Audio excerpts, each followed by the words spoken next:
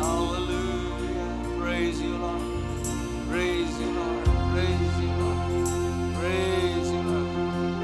Hallelujah. Glory to God. Glory to God. Glory to God. Glory to God. Glory, glory, glory, glory. Hallelujah. Hallelujah. Hallelujah. Hallelujah. நன்றி நன்றி நன்றி நன்றி நன்றி நன்றி நன்றி நன்றி நன்றி. அவரை விசுவாசி, இயேசுவை விசுவாசி, தேவனை விசுவாசி, உனக்கெல்லாம் வாய்ப்பு.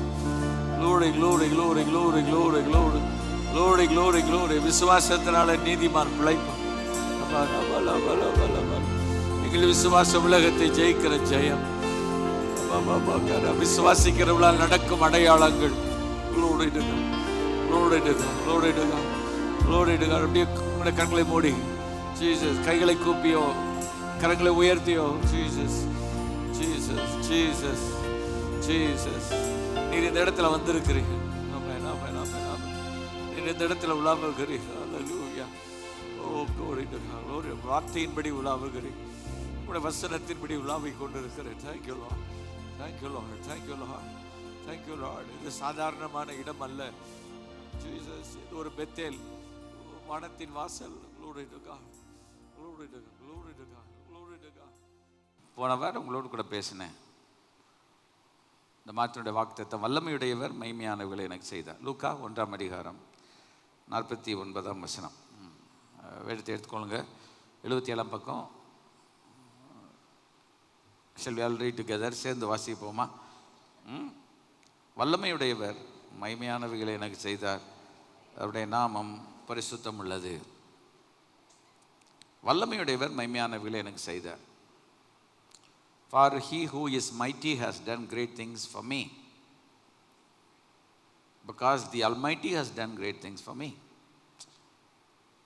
Almighty என்ற வார்த்தை சர்வ வல்லமையுடையவர். Or he who is mighty, வல்லமையுடைய ஒரு தெய்வம் எனக்கு இங்கே மகிமையான காரியங்களை செய்தார் என்று போட்டிருக்கிறது. தமிழில் பெரிய காரியங்களை செய்தார் என்று தான் எல்லா மொழிபெயர்ப்புகளும் ஒட்டுமொத்தமாய் கூறுகிறது. அப்போ அதிலிருந்து நம்ம ஒன்றை புரிந்து கொள்கிறோம். வல்லமையுடைய ஒரு தெய்வம் எனக்கு பெரிய காரியங்களை செய்தார். நான் சொன்னேன், இது கிறிஸ்மஸ் சீசன். ஸோ இந்த செய்திகள் எல்லாமே சீசனல் மெசேஜஸாக இருக்கும். கிறிஸ்மஸ் சீசனல் மெசேஜ் கிறிஸ்துடைய பிறப்பை ஒட்டி சுற்றி வருவதாக அது இருக்கும். ஆனால் அது மத்தேயு, மார்க்கு, லூக்கா, யோவான் சுவிசேஷங்களிலே இயேசுவின் பிறப்பை குறித்து மார்க்கில் சொல்லப்படலை. இப்போ 3 சுவிசேஷம் தான் வருது. அது யோவானில் பார்த்திங்கன்னா 1லேருந்து 18 வசனத்துக்குள்ளே தான் இருக்குது. மத்தேயிலையும் மார்க்லேயும் நல்லா படித்து பார்த்து தியானம் பார்த்திங்கன்னா நிறைய கிறிஸ்மஸ் பற்றி நிறைய விஷயங்கள் தெரியும். அது மாத்திரம் இல்லை, பழைய ஏற்பாட்டில் இயேசுடைய பிறப்பை பற்றி மீகா என்ன சொன்னார், ஏசாயா என்ன சொல்லியிருக்கிறார், அப்படியே எடுத்துகிட்டு போகலாம். என்னாகமத்தின் புஸ்தகத்தில் ஒரு கூலிக்கு வந்தவன் அவன் இன்னும் கூட தீர்க்க தரிசனம் சொல்லியிருக்கிறான். ஸோ இயேசுடைய பிறப்பை பற்றி ரொம்ப காலங்கள் பேசப்பட்டு வந்தது. 2000 ஆண்டுகளுக்கு முன்பு இயேசு இந்த உலகத்தில் வந்து பிறந்தார். அவருடைய பிறப்பை குறித்து நிறைய நம்ம தியானிக்கும் போது நிறைய சத்தியங்கள் நமக்கு புலப்படும். many truth that we will come to know, and that truth will set us free. அந்த சத்தியம் நம்ம விடுதலையாகும். இன்றைக்கு காலையில் என்னென்ன காரியங்களில் நீங்கள் கட்டப்பட்டவங்களா இல்லைன்னா விடுதலை இல்லாமல் இருக்கீங்கன்னா கர்த்தர் விடுதலை செய்வார். இயேசு சொன்னார், சத்தியத்தை அறிவீர்கள், சத்தியம் உங்களை விடுதலையாகும். இப்போ பாஸ்டர் பென்னி உங்களை விடுதலையாக்க முடியாது, அப்படி ஆண்டவர் சொல்லலை. அப்படி யாராவது நம்பி வந்திருந்தீங்கன்னா அந்த தாட்டை சேஞ்ச் பண்ணிடணும். சத்தியத்தை அறிவீர்கள், சத்தியம் உங்களை விடுதலையாகும். அதுபோல் கர்த்தரே ஆவியானவர் கர்த்தருடைய ஆவியை கொண்டு விடுதலை செய்யும். ஆண்டவரை தான் விடுதலை செய்பவராகவே தேவன் வைத்திருக்கிறார். ஆனால் அந்த தேவனிடத்தில் போக போக நம்முடைய கட்டுகள் எல்லாம் மாறிடும். ஒரு வெளிச்சத்தினிடத்தில் நம்ம வர வர நிறைய விஷயங்கள் நமக்கு கண்ணுக்கு புலப்படுவது போல் நமக்கு நிறைய விஷயங்கள் தெரிய வரும். கர்த்தர் ஆசீர்வதிப்பார். இந்த காலையில் வந்திருக்கவங்களை கர்த்தர் ஆசீர்வதிப்பார். வல்லமையுடையவர் மகிமையானவர்களை எனக்கு செய்தார். ஆண்டவர் வல்லமையானவர். அது மரியாள் தன்னுடைய வாழ்க்கையில் உணர்ந்து சொன்ன ஒரு வார்த்தை. ஏன்னா மரியாளுடைய பாடலில் இது இருக்கிறது. அந்த காலத்தில் இந்த பாடல்களை பாடல்களாக பாடுவார்கள். நீங்கள் பசுமையில் தெய்வீக அன்பின் திருக்காட்சியில் போனீங்கன்னா ஒருத்தவங்க பாடுவாங்க, ஆத்தும கர்த்தரை துதிக்கின்றது எந்த நாவியும் அவரில் களி கூறுகின்றதுன்னு பாடுவாங்க அவங்க. ஆத்தும கர்த்தரை துதிக்கின்றது எந்த ஆத்துமா அவரில் கழிக்கின்றதுன்னு பாடுவாங்க. அப்போ மரியாளுடைய பாட்டு இந்த வயசுலேயே பாட்டு பாடி இருக்கிறார். இப்போ தான் வயிற்றில் குழந்தை உற்பத்தி ஆகியிருக்கிறது பரிசுத்த ஆவியினால. அவர் சொல்கிறல்ல, நான் ஆண்டவருக்கு அடிமை, உங்களுடைய வார்த்தையின்படி எனக்கு ஆக கடவுள். ஸோ மரியாள் ரொம்ப சின்ன வயசு. அவள் எலிசபெத்தை போய் வாழ்த்துகிறாள் என்று நாம் கடந்த வாரத்திலே பார்த்தோம். பொதுவாக பெரியவங்க சின்னவங்களை வாழ்த்துவாங்க. சகரியாவின் வீட்டுக்குள் போய் எலிசபெத்தை வாழ்த்தினாள் என்று சொல்லியிருக்கிறார். மரியாளுக்கு இருந்த ஒரே ஒரு கெத்து, ஜீசஸ் வயிற்றுக்குள்ள இருக்கார். புரியுதா? அப்படிதான் நான் நினைக்கிறேன். எலிசபெத் ஒரு பெரிய ஆசாரியனுடைய மனைவி. அவங்கள வாழ்த்துறதுக்கு இவங்களுக்கு என்ன இணை சமம் என்றால் பதில் இல்லை. ஆனால் மரியாள் வயிற்றில் இயேசு இருக்கிறார். அப்போ வாழ்த்துக்கிறார்கள். பாருங்க, கர்த்தர் அவளுடைய வயிற்றில் இருந்த குழந்தையை துள்ள பண்ணுகிறார். கடந்த வார்த்தை சொன்ன இதெல்லாம் நினச்சி பாருங்க. மரியாள் எவ்வளோ பெரிய கிரேட் பர்சன். நம்ம கடவுளாக வணங்கலை, ஆனால் மரியாள் எவ்வளோ பெரிய ஒரு தேவனுடைய மகளாக இருந்திருக்கிறாள். ஆச்சரியமாக இருக்கிறது. நான் அடிக்கடி சொல்வேன், மரியாள்கிட்டேருந்து நம்ம படிச்சுக்கிட வேண்டிய விஷயம் நிறையா இருக்குது. அவளுடைய வயசு ரொம்ப கம்மி. ஏஜ் அட்டைன் பண்ணி கர்த்தருடைய கிருபை அவளை ஆசீர்வதித்தது என்று பார்க்கிறோம். அவருடைய வயிற்றில் இயேசு உருவாகிறது ஒரு பெரிய ஆச்சரியம். அதனால் ஆண்டவரிடத்தில் ரொம்ப அன்பு கூர்ந்து அவள் பாடல்களை பாடுகிறதை நாம் பார்க்கிறோம். நான் ஆத்துமா கர்த்தரை மகிமைப்படுத்துகிறது என்று அவள் பாடுகிறாள்.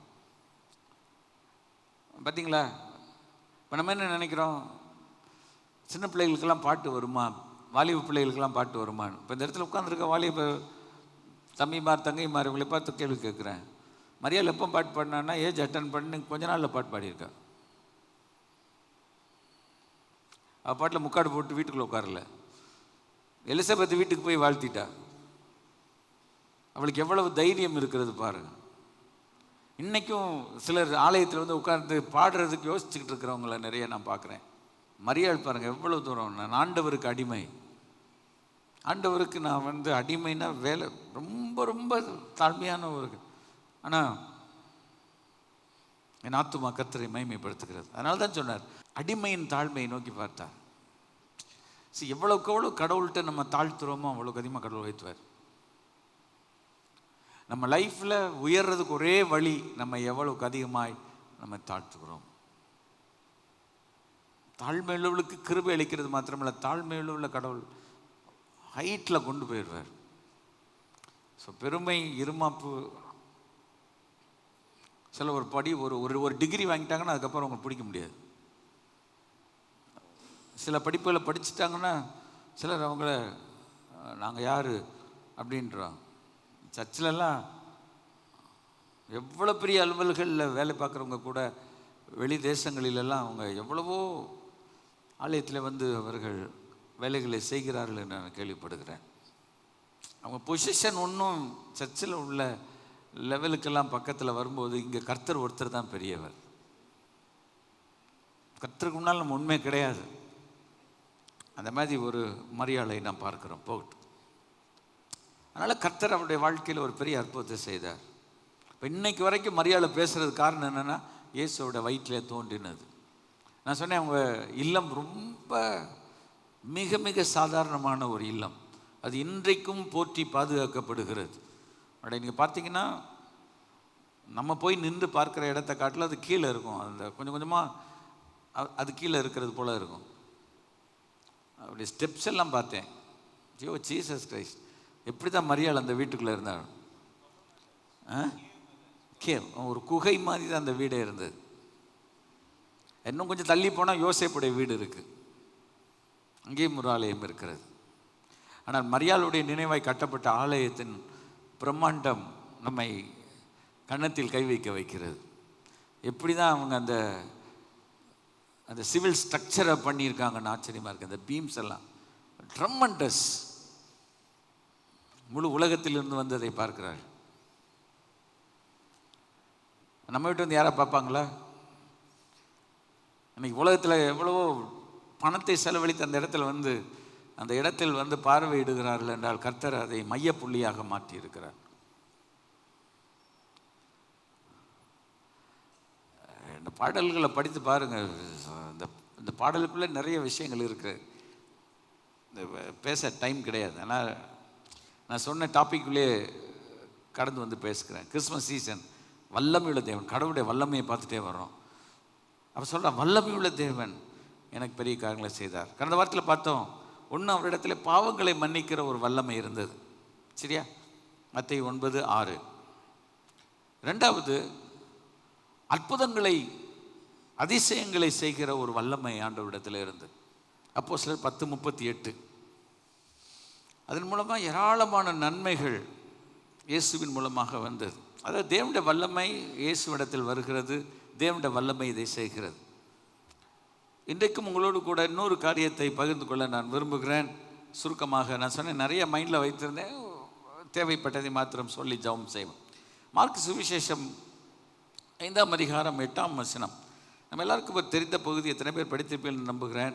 ஏனெனில் அவர் அவனை நோக்கி, அசுத்த ஆவியே இந்த மனுஷனை விட்டு புறப்பட்டு போ என்று சொல்லியிருந்தார் என்று பைபிளில் வாசிக்கிறோம். We could see a man who was in the graveyard. கல்லறை தோட்டத்தில் இருந்த ஒரு மனிதன், அவனுக்குள் ஒரு அசுத்த ஆவி இருந்தது என்று நாம் பார்க்கிறோம். The Bible says அவனுடைய குடியிருப்பு கல்லறைகளில் இருந்தது. ஒரு அசுத்த ஆவி ஒரு மனுஷன் அலக்கழிச்சா அவனை எங்கே கொண்டு போய் வைக்கும்னு பாருங்க. நமக்கு வீடு எங்கே பார்க்குறோம்? மெயின் ரோட்டில் பார்க்குறோம், அப்படி தானே? சிலர் வீடை கண்டே பிடிக்க முடியாது. அது ஆண்டவருக்கு ஸ்தோத்திரம். வீட்டை என்ன கூகுள் மேப்பில் போட்டாலும் அது எங்கே தான் போய் தலை சுற்றும், அதான் சரிக்கா, கண்டே பிடிக்க முடியாது சில வீடெல்லாம். சில வீடு மெயின் ரோட்டில் இருக்கும். ஆமாம், சில முட்டு சந்து எங்கே போய் முட்டிக்கிட்டு வர்றதுன்னே தெரியாது. அவன் குடியிருப்பு கல்லறைகளில் இருந்தது. அவன் கேர் ஆஃப் கிரேவ்யார்டுன்னு போட்டிருக்கான். நம்ம எங்கேயா போவோமா? அந்த இடத்துக்கு போகவே மாட்டோம். நான் ஆரம்பத்தில் வேதாம கல்லூரியில் ஒயிட்ஃபீல்டு என்ற பகுதியில் ஊழியம் செஞ்சேன். அப்போ நான் ஒரு குடும்பத்தை சந்தித்தேன். அந்த சகோதரி அந்த ப்ரேயருக்கு வருவாங்க. அவங்க ஹஸ்பண்டை மீட் பண்ணணும்னு ட்ரை பண்ணி போவேன். ஸோ அங்கே போகும்போது பார்த்தீங்கன்னா அவங்க வீடு எங்கே இருக்குதுன்னு கேட்டேன். கல்லறை தோட்டத்துக்குள்ளே இருக்குன்னாங்க. ஏன் நமக்கு வயசு கம்மி, 21 வயசில் கல்லறை தோட்டத்துக்குள்ளே வர சொல்லியிருக்காங்க. சொன்னாங்க, இல்லை பாஸ்டர் உண்மையாக எங்கே இருக்குன்னு கேட்டேன். பாஸ்டர் கல்லறை தோட்டத்துக்குள்ளே இருக்குன்னாங்க. சரி, நான் போயிட்டேன். எப்படியா அந்த ஒரு ஆத்மாவை சந்திக்கணும் அப்படின்ட்டு. அவங்க ஹஸ்பண்ட் நல்லா தண்ணீரில் மிதக்கிறவர், சரி அப்படியே மிதக்கிறவர். போய் அந்த வீட்டுக்குள்ளாக நுழைந்து அந்த வீட்டில் ஜெபம் பண்ணி, பயமாக இருக்குது. கல்லறை தோட்டத்துக்குள்ளே வீடு இருந்துச்சுன்னா எப்படி இருக்கணும்? குடியிருப்பு கல்லறைகள் இருந்தது. எனக்கு ஒரு டம்ளரில் கொடுத்தாங்க. பாஸ்டர் கட்டாயம் நீங்கள் குடிக்கணும்னாங்க. பரவாயில்ல, கர்த்தர் இந்த குடும்பங்களை கொண்டு வந்தார். அப்படியே குடியிருப்பு கல்லறைகளில் இருந்தது. அவனை சங்கிலியில் கட்ட ஒருவனாலும் கூடாது. ஒரு சாசு அவனை என்ன மாதிரி பார்ப்பார், சங்கிலிகளால் கட்ட ஒருவனால் கூடாது. இந்த பின்னி சொல்லுவான், எங்கள் அப்பா அவனை பார்க்கும்போது ஒரு வார்த்தை சொல்வார், அப்பவும் சொல்லுவான். என்ன சொல்வார்? கம்பால் கட்டி கைத்தால் அடிக்கணும் அப்படின்னு. நம்ம கைத்தால் கட்டி கம்பால் அடிக்கணும். ஆனால் அவங்க சொல்கிற ஒரு வார்த்தை நம்மளை சிரிக்க வைக்கும். ஒன்று, கம்பால் கட்டி கைத்தால் அடிக்கணும் அப்படின்னு. இயேசு கிறிஸ்து சவுக்கு உண்டு பண்ணார், அது வேறு. அப்போ என்னென்னா அந்த பிள்ளைகள் உடனே சிரிச்சிடும். அந்த மாதிரி சங்கிலி அநேக தரம் விலங்குகளினால் சங்கிலியால் கட்டப்பட்டது. இது ஏன் உங்களுக்கு சொல்கிறேன்னா, அவ்வளோ பிசாசோடைய வல்லமை ஒரு மனுஷன் அந்த அளவுக்கு அலக்கழிச்சிருது. செம அலக்கழிச்சு போச்சு. ராத்திரியும் பகலும் ஒரே சத்தம், கல்லுனால் கிழிச்சுக்கிட்டு. இப்போ நீங்கள் இந்த இடத்துல பல இடங்களில் போகும்போது அசுத்த ஆவிகள் ஒரு மனிதனை என்ன அளவுக்கு ஒரு மனிதனை அலங்கோலப்படுத்தி விடுகிறது. இப்போ இதை பார்க்கிற தேவனுடைய பிள்ளைகள் நம்ம இருக்கிறோம், நமக்குள்ள ஒரு மனதுருக்கம் வரவில்லையா? Don't we get a compassion, or don't we get a discerning spirit to identify what the problem is going on that person? அவளை பார்க்கும்போது இந்த மாதிரிலாம் கிரியை செய்கிறதை பார்த்தால், இந்த அளவுக்கு ஒரு அசுத்த ஆவி ஒரு மனிதனை இவ்வளவு அலைக்கழிக்கிறதே என்று பார்க்கும்போது நமக்கு ஒரு பரிதாபம், ஒரு பச்சதாபம் வரவில்லையா என்று கேட்பேன். நான் எங்கே போனாலும் என்னுடைய கண்கள் அப்படியே சுற்றி பார்க்கும்போது ஒரு பர்சன் அஃபெக்டடாக பார்த்தேன்னா எனக்கு அப்படியே என் மைண்டில் நிறைய எண்ணங்கள் ஓடும். என் கண்களில் அப்படி கண்ணீர் அப்படியே உள்ளே வரும், அடக்கி கொள்வேன். ஐயோ சாசவன் இந்த மாதிரி பண்ணியிருக்கிறானே என்று. இன்றைக்கு மருத்துவமனைகளுக்குள்ளெல்லாம் போகும்போது, கவர்மெண்ட் ஆஸ்பத்திரிகளெல்லாம் போகும்போது நான் பார்த்துருக்குறேன். ஓ ஜீசஸ். இப்போ அதெல்லாம் பார்க்கும்போது அந்த அசுத்தாவிக்கு எதிரான ஒரு எண்ணம் தேவனுடைய பிள்ளைகளுக்குள்ளே வரணும். இந்த கிறிஸ்மஸ் காலங்களில் நாண்டுகள் அதை பார்க்கும்போது நமக்கு என்ன வரணும்னா ஒரு ஒரு வைராக்கியம் வர வேண்டும். பவுலுக்கு வைராக்கியம் வந்ததா வரலையா? வந்தது. அப்போஸ்தலர் நடபடிகளின் புத்தகங்களில் வாசிக்கிறோம். அத்தேனை பட்டணத்தில் குறி சொல்லுகிற ஒரு ஆவி, அவன் அவங்களுக்கு நல்ல இன்ட்ரோடக்ஷன் தான் கொடுத்தான். உன்னதமான தேவனுடைய ஊழியக்காரர், ரட்சிப்பின் வழி, அவங்க மாதிரி நமக்கு வால் போஸ்டர் யாரும் ஒட்ட முடியாது. சூப்பராக வால் போஸ்டர் ஒட்டியிருக்கான். நம்மனா அவங்களை கூப்பிட்டு வச்சு மேடையில் உட்கார வச்சு அவங்களுக்கு ஒரு மாலையை போட்டு, நம்ம ஊழியத்தை தாங்குகிறவர்கள் இவர்கள் தான் அப்படின்னு சொல்லுவோம். அதுக்கப்புறம் ஊழியத்தை அவன் தாங்க மாட்டான். அவன் தான் ஊழியத்துக்கே விரோதியாக இருப்பான். சில நேரத்தில் சிலரை புகழ்வதே ஆபத்தில் போய் முடியும். சர்ச்சிலெல்லாம் அப்படியெல்லாம் பண்ண முடியாது. எது சொல்ல வரேன்னா, பவுலு பயங்கர கோபம் வந்துச்சு. சொன்னார், அசுத்தாவியை கண்டால் பயங்கர கோபம் நமக்குள்ளே வரணும். அந்த இடத்துல வந்திருக்கிறவங்க இந்த கிறிஸ்மஸ் காலங்களில் இந்த செய்தியை கேட்டு நீங்கள் வீட்டுக்கு போகும்போது எங்கே யார் ரோட்டில் அசுத்தாவியை கண்டால் அந்த ஒரு வேகம், விறுவிறுப்பு நமக்குள்ளே வரணும்.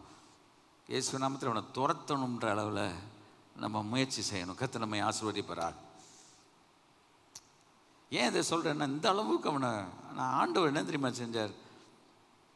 அசுத்தாவே வெளியே போன்னு சொல்லியிருந்தார். அசுத்தாவே ஒரு மனிதனை இந்த அளவுக்கு அலைக்கழிக்கிறது.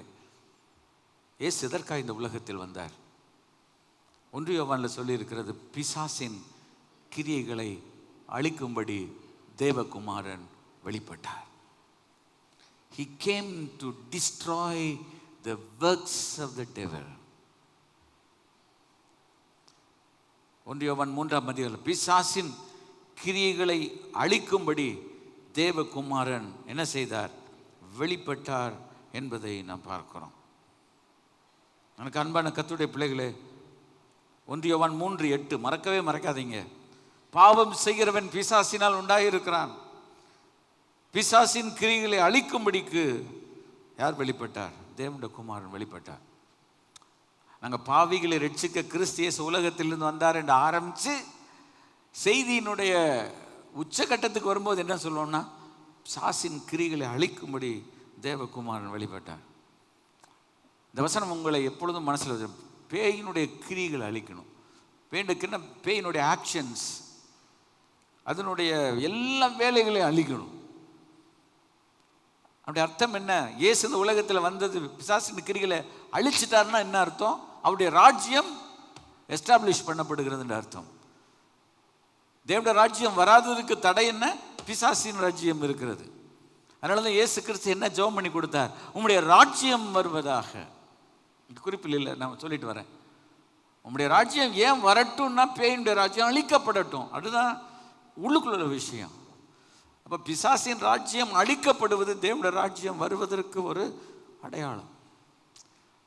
தேவனுடைய பிள்ளைகள் உடைய ராஜ்யம் வருவதாக ஜெபம் பண்ணும்போது உங்கள் உள்ளத்தின் ஆழத்தில் பிசாசின் கிரியைகள் அழிக்கப்படணும்னு சொல்லி, எங்களோட குடும்பத்தில் எங்களோட பெற்றோர்கள் இருந்த இடத்துல பிசாசு வேலை செய்ய முடியாது. நான் சொல்லியிருக்கிறேன், ஏற்கனவே சொல்லியிருக்கேன்னு நினைக்கிறேன்.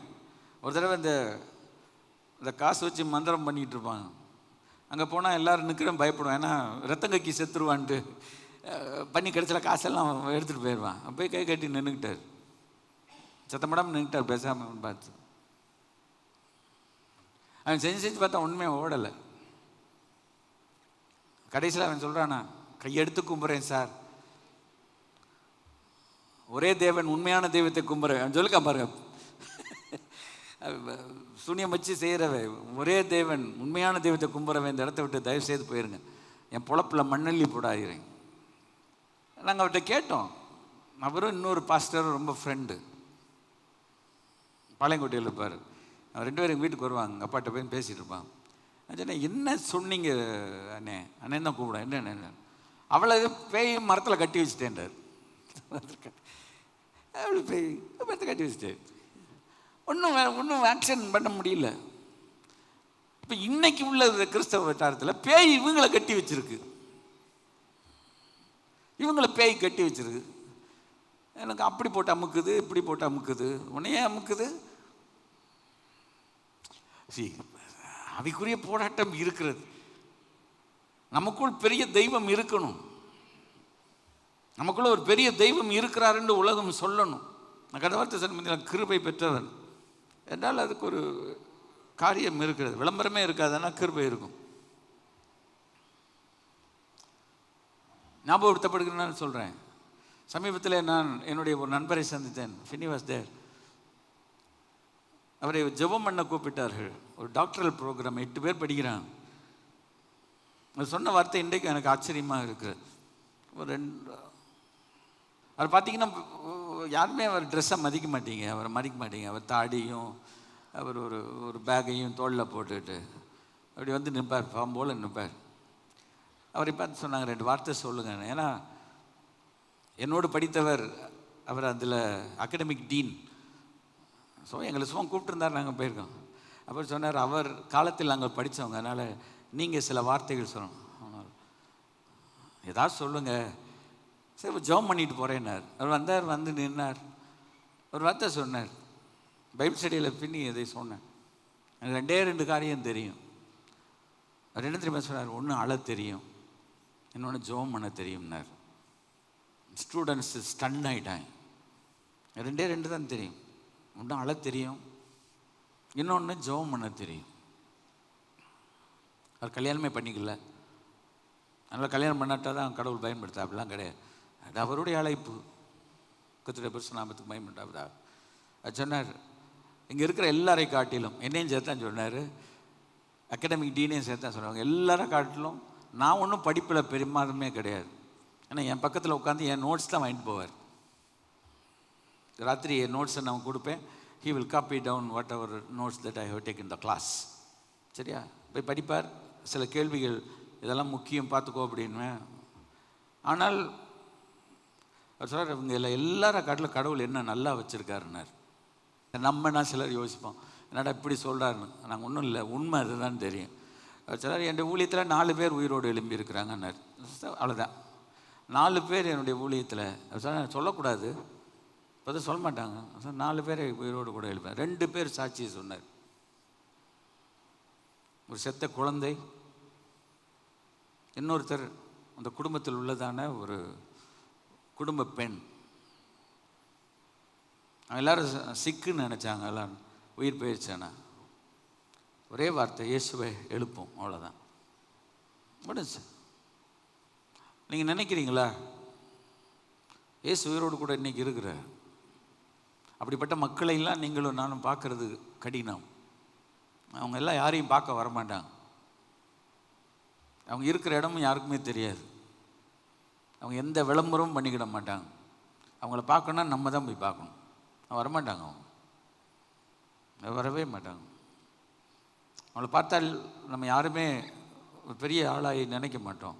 ஆனால் அவங்களுக்குள்ள அவ்வளோ கிருபைகள் இருக்குது. எதுக்கு சொல்ல வர்றேன்னா, அப்படி கிருபைகள் வல்லமைகள் நமக்கு வேணும். மரியாள் சொல்ல, வல்லமை உடையவர் பெரிய காரியங்களை எனக்கு செய்தார். என்ன செய்தார்? அவருடைய வயிற்றில் யோசேப்பு இல்லை, பரிசுத்த ஆவியின் மூலமாய் ஒரு குழந்தை வருது. ஒரு கன்னி மரியாளுடைய வயிற்றில் பரிசுத்த ஆவியினால் உற்பவித்தவர் பிறந்தார். அந்த அம்மா ஒன்றும் படிக்கலை, சின்ன வயசு தான். ஆனால் அந்த பெண் அதுக்கு பாத்திரமாக இருக்கும்போது கர்த்தர் அவளை ஆசீர்வதித்தார். எனக்கு அன்பானவர்களே, சரி, அசுத்த ஆவிட்ட போய் நம்ம என்ன செய்யக்கூடாது, அதை பார்க்கும்போது நமக்கு ஒரு வைராக்கியம் வரணும். இப்போ எனக்கு தெரிந்த அந்த என்னோடு படித்தவர்கிட்டெல்லாம் சாசெல்லாம் விளையாட முடியாது. பாட்டில் அமைதியாக தான் இருப்பார், அல்லரும் பக்கத்தில் வந்தால். எங்கே அந்த கிருபைகளை வாங்கினாங்க சொல்லியும் கொடுக்க மாட்டாங்க, நீங்கள் பின்னால் திரியணும். அவங்கள கர்த்தர் நடத்தினா சொல்லி கொடுப்பாங்க. கர்த்தர் இப்படி ஆட்களை வச்சிருக்கிறார், நம்மை கொண்டு என்ன கர்த்தர் செய்கிறார்? நம்மை கொண்டு கர்த்தர் என்ன செய்கிறார்? நம்ம யோசிக்கணும். ஆண்டவரிடத்தில் இந்த வருஷ கடைசியில் வேறு எத்தனை காரியங்களில் போய் நம்முடைய வாழ்க்கையை கொண்டு போய் கொடுத்து, நேரத்தை கொடுத்து,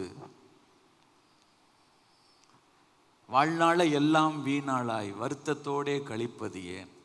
வந்தவர் பாதம் சரணடைந்தால் வாழ்வித்து உன்னை சேர்த்துக்கொள்வார். வாழ்நாளையெல்லாம் வீணாளாக செலவழிக்கிறதுல என்ன? ஏதோ சில காரியங்களுக்கு நம்முடைய நேரத்தை கொடுக்குறோம். ஆனால் ஆண்டவனை பார்த்து கேட்பார், எவ்வளவு நேரம் என்னோடு கூட நீ செலவழித்தாய்? இப்பொழுதும் சொல்லுகிறேன், தேவனால் வல்லமையாய் பயன்படுத்தப்படுகிற எல்லாரையும் நீங்கள் லேஸில் சந்திக்க முடியாது, அவங்க மறைஞ்சுதான் இருப்பாங்க. ஏன்னா அவங்களுக்கு உங்களை பார்க்கறதுக்கு உள்ள வேலை கிடையாது. அவங்களுக்கு அங்கே ஆண்டவரோட கூட டைம் ஸ்பெண்ட் பண்ண, நேரம் செலவழிக்கணும். அதான் நம்ம ஆண்டவருக்கு பக்கத்திலே போயிட்டோம்னா, ஆண்டவரோடே உட்கார்ந்துட்டோம்னா, நமக்கு என்ன வேணுன்றதை அவர் கொண்டு வந்து கொடுத்துருவார். கொண்டு வந்து கொடுத்துருவார். நம்ம லைஃப்பில் அந்த ஆங்கிள் எடுத்து போயிடணும். இந்த உலகத்தில் பேர் வாங்கணும், பட்டம் வாங்கணும், என்னை எல்லாரும் ரொம்ப புகழணும், என்னை உயர்ந்த இடத்துல வைக்கணும், நம்மளை பற்றி 15 பேர் புகழ்ந்து பேசணும், நாசமாக போகிறது தான் வழி. அது கிடையவே கிடையாது. கர்த்தரை உயர்த்து. ஆண்டவர் பார்த்துக்காரு, உன் பேர் என்னன்னு கேட்டார். அவன் என்ன சொல்கிறான்? லேகியோன் என்று சொல்கிறான். நம்ம லேகியோன் சாசினே சொல்கிறோம். அவனுடைய அர்த்தம் என்ன? நாங்கள் அநேகராய் இருக்கிறோம் என்றபடினாலே. 6000 அநேகராய் இருக்கிறோம் என்று சொன்னால் லீஜியன். தமிழிலே லேகியோன் என்று போட்டிருக்கிறது. லேகியோன் பிசாசு. அதாவது 6000 ஒன்று தூதர்கள், இல்லாவிட்டால் மனிதர்கள். ஒரு Roman Legion numbered 6000 men or soldiers. ஒருவர் எழுதியிருக்கிறார். ஒரு லேகியோன்னா 6000 பேர், ஒன்று மனிதர்கள் இல்லாவிட்டால் இராணுவ வீரர்கள். இங்கே தூதர்கள். To signify a well organised group possessing a great power. 6000 பேரும் இப்போ நம்ம பாருங்க, ஒரு 100 பேர் 200 பேரை ஒழுங்குபடுத்த முடியல.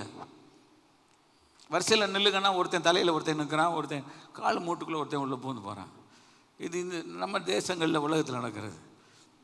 வெளி தேசத்தில் கியூ தான். அன்னைக்கு கேள்விப்பட்டேன், வெளி தேசத்துக்கு போனால் நம்ம அந்த தேசத்தின் சட்டங்களை மதிக்கணும்.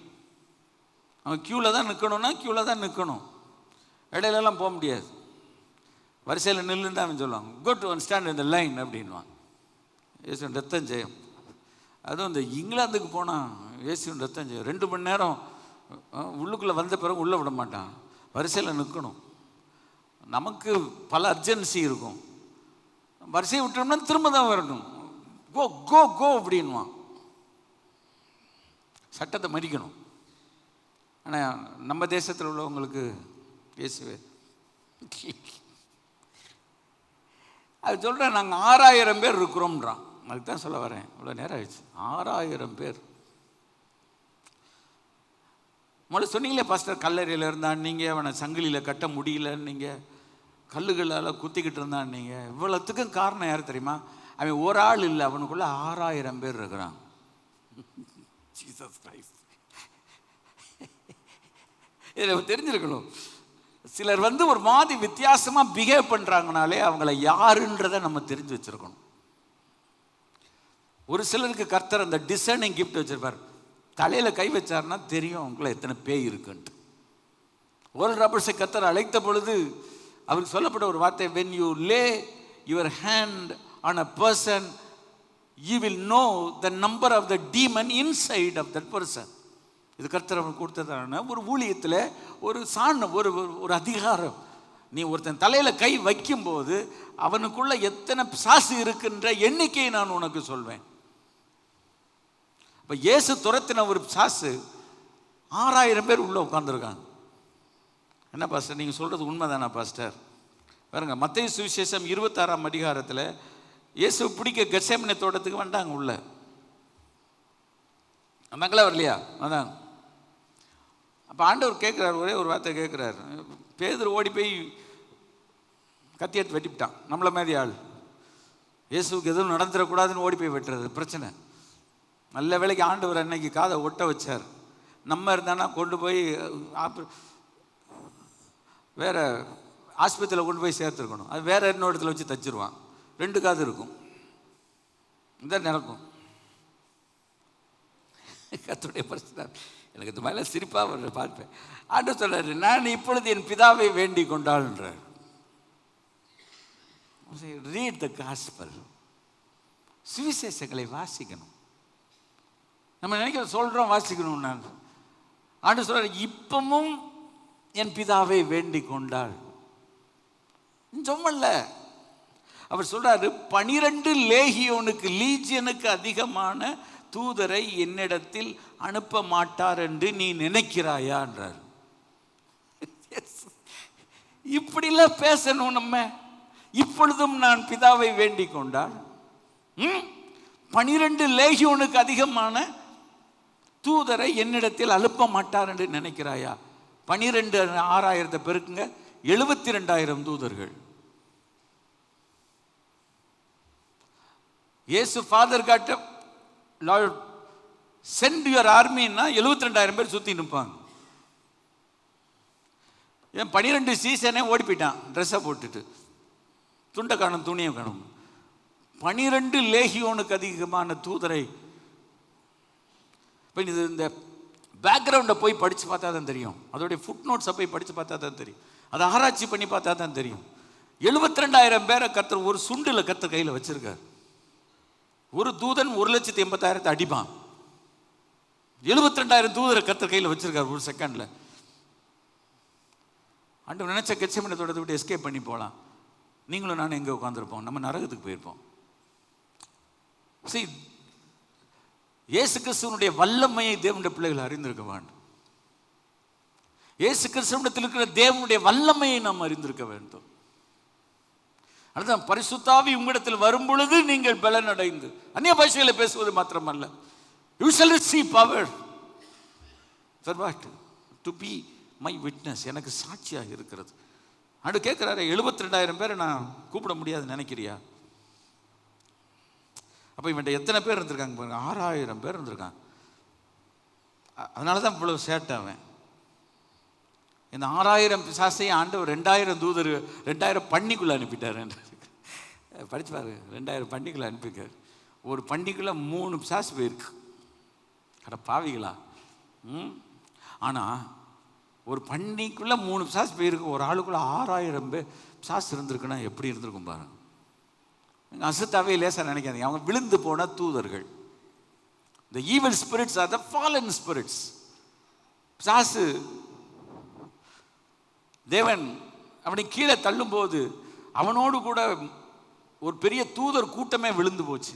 அந்த கூட்டத்தில் உள்ளவங்க தான் இந்த விழுந்து போன ஆவிகள். இன்னைக்கு இந்த உலகத்தில் இந்த விழுந்து போன ஆவிகள் எவ்வளோ சுற்றுது.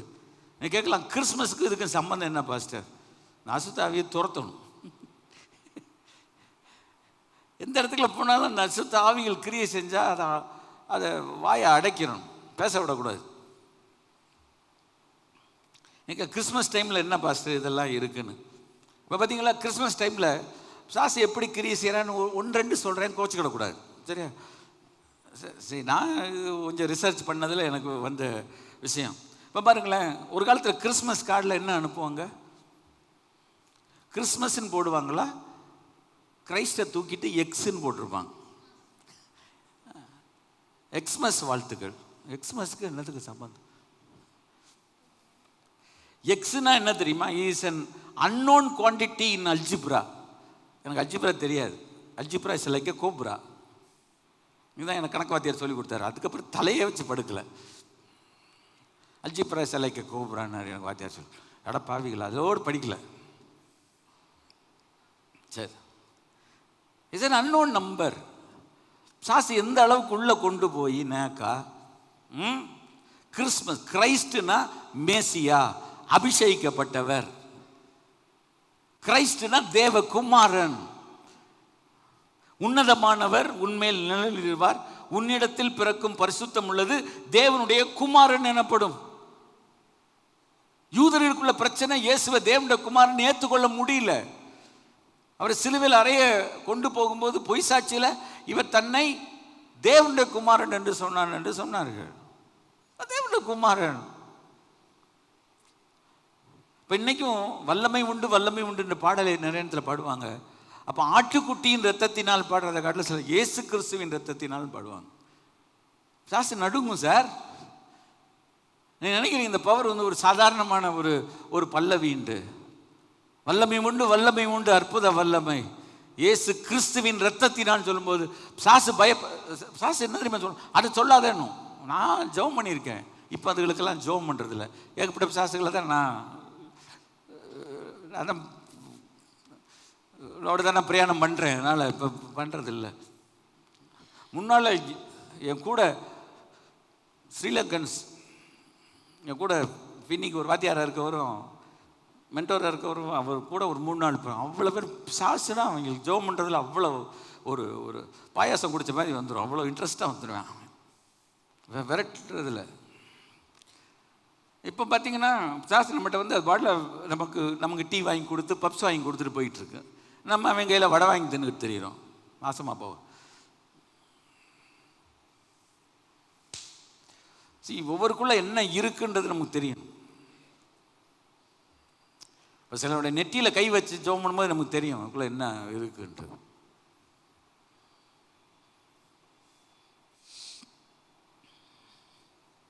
எதுக்கு ஃபஸ்ட் அது சொல்லுது, தங்களை அந்த திசையிலிருந்து துரத்தி விடாதபடிக்கு அவரை நோக்கி ஜெபம் பண்ணது சாஸ். நம்ம நினைக்கிறோம் நம்ம ஜெபம் பண்ணத்துக்கு வர மாட்டேன்றோம். ஆன்லைன் ப்ரேயர் தான் வேண்டாம், 1 மணி நேரம் ஜெபம் பண்ணுங்க என் கூட, அதுக்கு வர மாட்டாங்க. ஏன் ஜெபம் பண்ண வரல? அது ஜெபம் பண்ண வரல. ஏன் ஜெபம் பண்ண வரல? அதில் ஒரு ஈடுபாடு வரல. வேற உனக்கு என்ன ஈடுபாடு வருது? இல்லை சார், அந்த ப்ரேயர்லாம் சொல்லு. நான் கேட்பேன், ப்ரேயர்லாம் அப்படின்னா ஏன் வந்து ஜெபிக்கிறவங்களாம் இவங்கெல்லாம் விவரமே இல்லாதவங்களா? ஏன் வயிற்றுறம் ஜெபம் பண்ணேன், உனக்கு என்ன வந்துச்சுன்னு கேட்போம் நாங்கள். ஏடா ஜெபம் பண்ணுறவங்களாம் ஒழுங்காக இருக்காங்களான்னு. இந்த மாதிரி யாராவது பேசுனாங்கன்னா அவங்கள விட்டு விலகி போயிருங்க. கர்த்தருக்கு ஸ்தோத்திரம். நீங்கள் உங்களுக்கு ஆலோசனை, இப்படி யாராவது ஒருத்தவங்க விரண்டாக வந்த அவங்கள விட்டு விலகி போயிருங்க. அவங்களுக்கு நேரிடுகிற ஆக்கினை தீர்ப்புகள் அவங்க மேலே பயங்கரமாக வரும் என்று கர்த்தர் சொல்கிறார். குதிரை பஸ் நமது மயமுண்டாது சரி போ சாஸ்திர துரத்தி சொல்கிறேன். அது சொல்லுது, எங்களை துரத்தி விடாதீங்கன்னாரு. ஆண்டவர் சொன்னதுக்கு ஜெபத்துக்கு பதில் கேட்டாரா? உங்கள் ஜெபத்தை ஏன் ஜெபத்தை கேட்பாரு, சாஸ்திர ஜெபத்தை கேட்க மாட்டார். அது என்ன சொல்லி என்ன விரட்டாதேனும். எதுக்கு இந்த மாதிரி இவனை 6000 பேர் பிடிச்சி வச்சுருக்கான். இன்னைக்கு இந்த மாதிரி எத்தனை பேரை பிடிச்சி வைப்பானோ தெரியாது.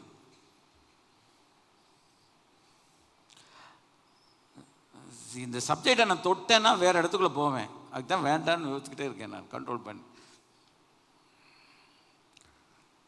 சரி, உங்கள் எதிராளியாகிய பிசாசானவன் எவனை விழுங்கலாம் என்று வகை தேடி சொல்லி தெரிகிறான். அவனை உயர்த்துறதுக்கா பாஸ்டர் பேசுகிறீங்க? கிடையாது. அவனில் காலை போட்டு மிதிக்கிறதுக்கு தான் கர்த்தர் அழைச்சிருக்கிறார். ஆனால் நம்ம பவரில் எழும்பி ஆகணும்.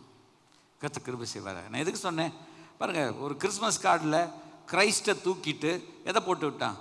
எக்ஸ்மஸ். சில சுருக்கமாக எழுதிடலான்ட்டு சொல்கிறாங்களே, சுருக்கமாக எழுதிடலான்ட்டு.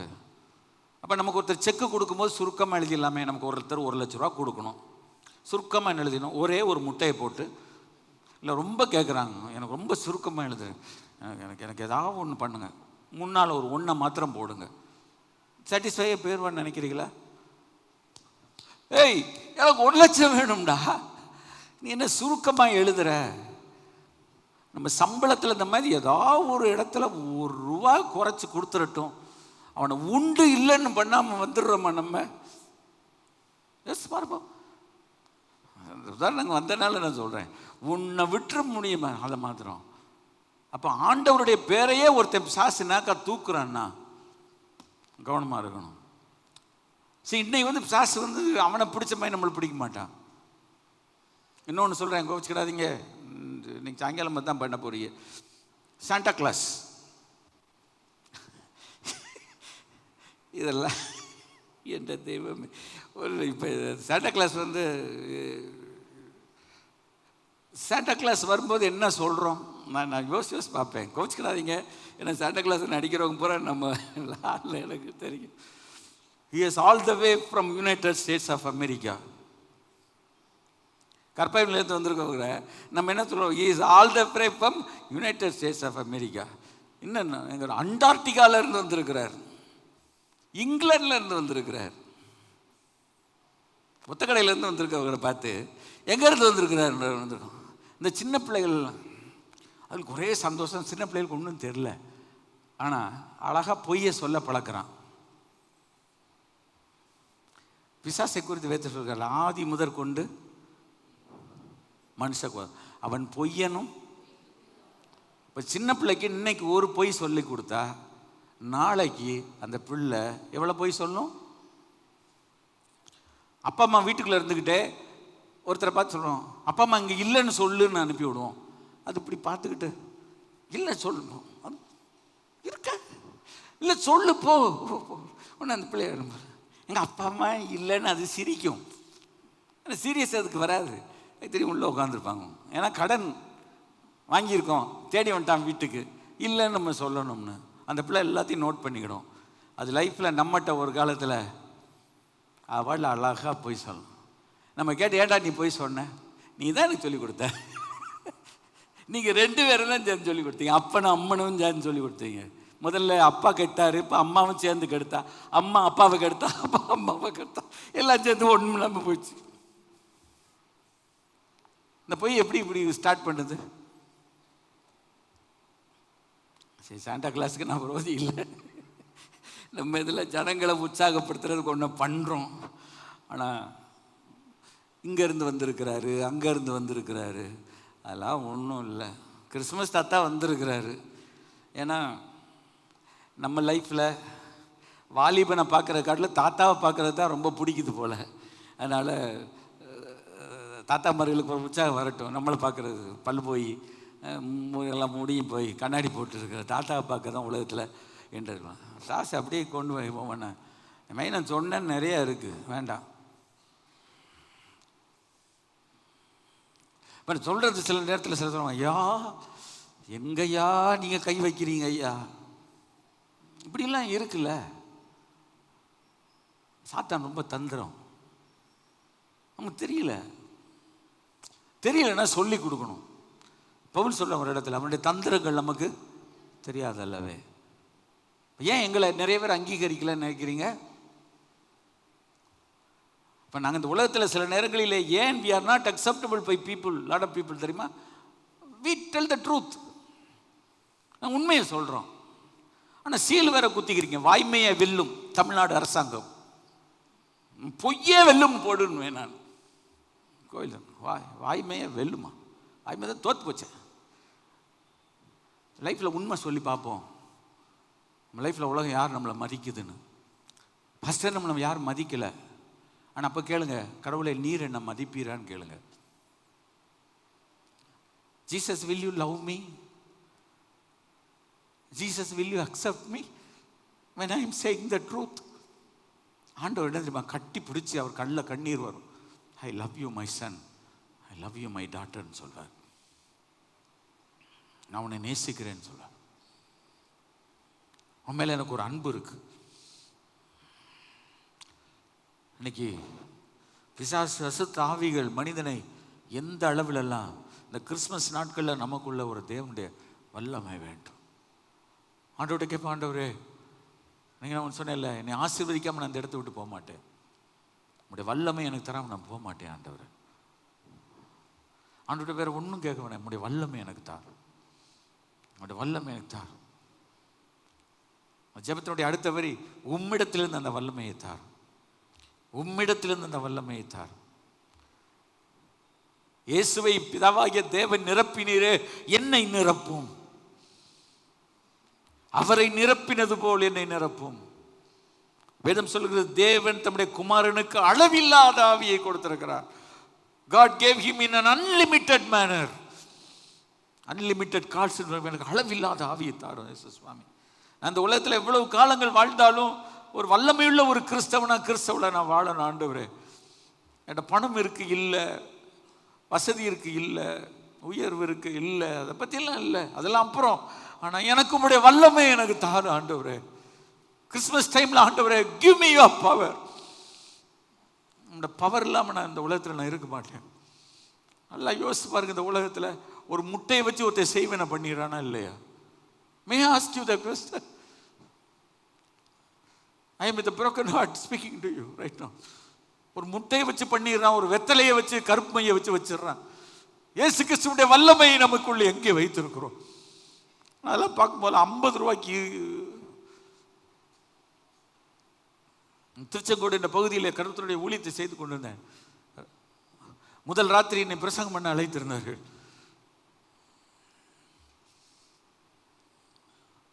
கர்த்தருடைய ஆவியான வல்லமையா இறங்கி வந்து கிரியை செய்கிறத நான் பார்த்தேன். எழும்பி நின்று ஒரு பல்லவியை பாடுறேன். அங்கிட்ட அங்கிட்ட ஒரு இங்கிட்ட ஒன்று எந்திரிச்சு இப்படி ஆடுது. இப்படி என்னடான்னு பார்த்தா இப்படி அங்கே வந்திருக்கிறவங்களில் ஒரு 10-15 பேர் எந்திரிச்சுக்கிறான். புரியல. இயேசுவே இயேசு உட்கார் தெரியல சொல்லிட்டேன், உட்காந்துட்டான்.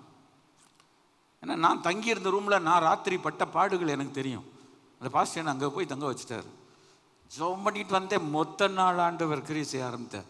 முடிஞ்ச உடனே வரிசையாக ஜெபம் பண்ணல, அவனை முன்னால் கூப்பிட்டு ஜெபம் பண்ண ஆரம்பித்தேன். சரி, ஒவ்வொருத்தருக்கும் அந்த சர்ச்சில் ஒரு 5 பேர்னா இந்த இடத்துல வலிக்கின்றான், இங்கிட்டு பார்த்தா எனக்கு இந்த இடத்துல வலிக்கின்றான், இந்த இடத்துல எனக்கு இந்த கணுக்காலில் இந்த இடத்துல வலிக்கின்றான். எல்லாமே குரூப்பாக சொல்லுது. ஒவ்வொருத்தருக்கா தலையில் கை வச்சு இயேசு நாமத்தில் ஹீலிங், இயேசு நாமத்தில் ஹீலிங், இயேசு நாமத்தில் ஹீலிங் வரணும்னு ஜெபமிட்டே தான் இருந்தேன். அந்த பாஸ்டரை கூப்பிட்டு கேட்டேன் ராத்திரி சாப்பிடும்போது, என்னையா சர்ச்சில் எல்லாம் இப்படி ஆடுது? நான் கொஞ்சம் அவங்க ஒர்ஷிப் பண்ணுறாங்கன்னு நினச்சிருந்தேன்னா நான் ஒரு முட்டாள். பாஸ்டர், எங்கள் எல்லாமே ஒர்க்கர்ஸ், ஆனால் அவங்களை வேலை செய்ய விடாதபடி 20 ரூபா 50 ரூபா, அவன் கரெக்டாக சொன்னாங்க, 20 ரூபா 50 ரூபா. நான் போன ரொம்ப வருஷத்துக்கு முன்னால், இப்போ கொஞ்சம் காஸ்ட்லி செய்வனை பண்ணிடுறாங்க. அவன் குடும்பத்தில் அவர் ஹஸ்பண்டு அவங்களுக்கு இடுப்பில் ஒரு வழி வந்துச்சுன்னா அவர் வேலைக்கு போக முடியாது. குடும்பம் எங்கே வந்துடும்? நடுத்தருக்கு வந்துடும். அழிச்சிட்டானா செஞ்சவன் ஏற்ற வீட்டுக்காரன் தான், செஞ்சவன் பக்கத்து வீட்டுக்காரங்க தான். ஏன்னா அவங்க தான் இவங்களுக்கு மேலே கண்டு பொறாமல் அவங்களுக்கு வைரத்தையும். மக்கம் பக்கத்துக்குள்ளவங்களுக்கு கொடுத்து கவனமாக இருக்கணும், ஜாக்கிரதையாக இருக்கணும். வேத்திலே ஒரு வசனம் இருக்கு, உனக்கு எதிராளி உன் பக்கத்தில் தான் இருக்கான், உனக்கு எதிராளி உன் சொந்தக்காரங்க தான். ஜீசஸ் ஆண்டவர் சொன்னார், உன் சத்துருக்கள் யாரு? உன் வீட்டார். ஹலோ, உன் வீட்டார் தான் உனக்கு சத்துருக்கள், எதிரி. 10 தெரு தாண்டி உள்ளவனுக்கு நம்மளை தெரியவே தெரியாது. ஆனால் நம்ம பக்கத்துலவே இருக்கிறவன் நம்மளை கண்டு ஒரு சின்ன முன்னேற்றம் கூட அவன் கண்ணில் உறுத்திக்கிட்டே இருக்கும். கண்ணில் தூசி விழுந்த மாதிரி அழுத்திக்கிட்டே தான் இருக்கும். எல்லாரையும் சொல்லலை, நிறைய இடத்துல நடக்குது. அதனால be careful whenever you go, wherever you move. எதுக்கு சொல்ல வரேன்? கிறிஸ்மஸ் டைம்ல இயேசு வெளிப்பட்டதை பிசாசின் கிரியைகளை அழிக்கும்படி வெளிப்பட்டார். கடவுள் நாங்கள் அதெல்லாம் தாண்டி வர கற்றுக்கிறவை செய்தார். இன்னைக்கு திரும்பவும் நான் சொல்றேன், எனக்கு பாலில் விஷம் வச்சு கொடுத்துருக்காங்க. எங்கள் அப்பா ஜோம் பண்ணனால இந்த பால் என்னை குடிக்க விடாமல் கர்த்தர் காப்பாற்றினார். நான் சொல்லியிருக்கிறேன். நான் மோரிஸ் பழத்தில் இவ்வளவு ஊசி, கோணி ஊசி மாதிரி கொடுத்து விட்டாங்க, தூத்துக்குடிக்க அனுப்புனாங்க. நம்மளை கொல்லணும்னு, சின்ன வயசில் நம்மளை கொல்லணும்னு அவனுக்கு என்ன வந்துச்சு தெரில. நம்ம சாஸ்திரோட எத்தனை காரியத்தை போட்டு உடைப்போம். நீங்கள் நிறைய பேர் சாஸ்திரை பற்றி வெளியில் பேசவே மாட்டாங்களே. அப்படியே அப்படியே அப்படியே போயிடுவாங்க. அன்பு மனதுருக்கும் அப்படியே போயிடுவாங்க. உள்ளதை உள்ளது என்றும் இல்லதை இல்லது நீ சொல்லி பாருங்கன்றேன். நான் உங்களை சவாலுக்கு கூப்பிட்றேன். கத்துக்கு சோத்திரம் இல்லடா. இந்த இடத்துல வந்திருக்க எல்லாரும் நான் வாங்கின 10 அடியில் நீங்கள் 5 அடி வாங்கணும். கத்துக்கு சோத்திரம். ஓடி போயிடாதீங்க. புரிஞ்சவொடனே நான் வாங்கின 10 அடியில் 8 அடியால் நீங்கள் வாங்கினாதான் ரைட் உங்களுக்கு. இல்லைன்னா வேத சொல்லுங்க, சுகபோகமாய் வாழுகிற ஒரு உயிரோடு செத்தவள். ஒரு வேலையும் செய்யாம காலையிலேருந்து ராத்திரி வரைக்கும் ஒரு வேலை, ஒரு குடும்ப வேலை, ஒரு வேலை, வீட்டில் எந்த பொறுப்பையும் செய்யாமல், கையில் காசு இருக்கிறதுனால, நல்ல உடம்புல தினாவெட்டு இருக்கிறதுனால, நல்ல வலிமை இருக்கிறதுனால, அழகு இருக்கிறதுனால. அழகு இருந்தால் எல்லாரும் கீழே விடுவான்ல. உலகமே சொல்லி வச்சிருக்கு, சோப்பா இருக்கையும் பொய் சொல்ல மாட்டான். அதனால் அவன் எவ்வளோ பொய் சொல்கிறான். நம்ம ஒரு உண்மை சொன்னாலும் ஏற்றுக்கிட மாட்டேன்றான். இயேசுவின் ரத்தம் ஜெயம். அவங்கள உலகம் நம்புது. The world is cheated, sir. இவன் இந்த 6000 சாசி எப்படி பிடிச்சது யோசிச்சு பாருங்க. யோசிச்சு பார்க்கணும்ல.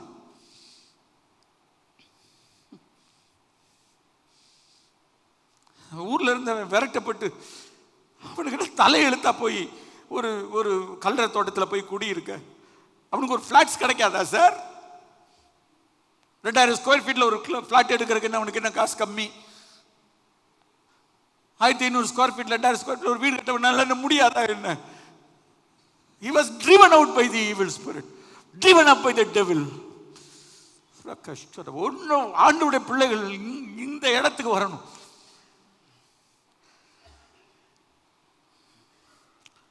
இந்த உலகத்திலுமே நிறைய பேர் பாருங்களேன், நல்லா இருந்தாங்கன்னா அவங்க சொன்ன வார்த்தை கீழ்ப்படுகிறாங்க. கொஞ்சம் குட்டையாக இருக்கட்டும், கொஞ்சம் கருப்பாக இருக்கட்டும், அவங்க சொன்ன கேட்கவே மாட்டாங்க. அப்போ அவங்க என்னன்னு சொல்லி ஏமாற்றிட்டே தெரிவாங்க. அவங்க பின்னால் போகணுமா? அதில் போக முடியாது. பைபிளை படித்து பாருங்க. why I am stuck with this? see, இயேசு கிறிஸ்துவிடத்தில் இருந்த வல்லமை அது என்ன துரத்தக்கூடாது, என்ன துரத்தக்கூடாது, அதெல்லாம் துரத்த வேண்டிய துரத்தி தான் ஆகணும். சாசோட ஜபத்துக்கெல்லாம் பதில் கொடுக்க மாட்டேன் சார். நீங்கள் இப்படி எந்திரிச்சிருங்க, நீங்கள் இருக்கிற இடத்துல தெருவில் அப்படி எந்திரிச்சிருங்க. நான் உண்மை சொல்கிறேன், சலீட் அடிக்கிட்டாலும் உங்களை கண்டா ஒரு பயம் இருக்கும். நான் படித்தேன், கவனிங்க. அப்போஸ்தலர் நடபடியின் புஸ்தகத்தில் ஆண்டவர் அப்போஸ்தலர்களை பயன்படுத்தினார். படித்தேன் 11வது வசனம். சபையார் எல்லாருக்கும் இவைகளை கேள்விப்பட்ட மற்ற யாவருக்கும் மிகுந்த பயம் உண்டாயிற்று. ஒரு பயம். ஏன்? அனனியாவும் சப்பீராலும் செத்தாள். கோயிலை ஏமாத்தினா. இவ்வளோத்தான் விற்றீங்களா? அம்மா விற்றீங்க. அப்போஸ்தலருடைய பாடத்தில் வச்சுட்டு போக வேண்டியதானே.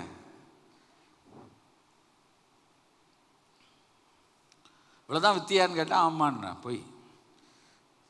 பேதுரு, நீங்கள் ஹஸ்பண்ட் அண்ட் ஒய்ஃப் 2 பேரும்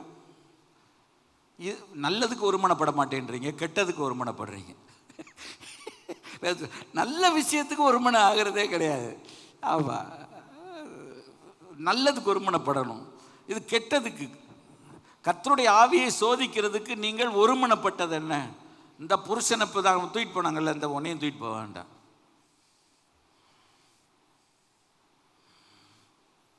2 டெட் பாடி தப்புக்குன்னு விழுந்துருச்சு. நல்ல வாலிபர்கள் அந்த வேலையை செஞ்சாங்க.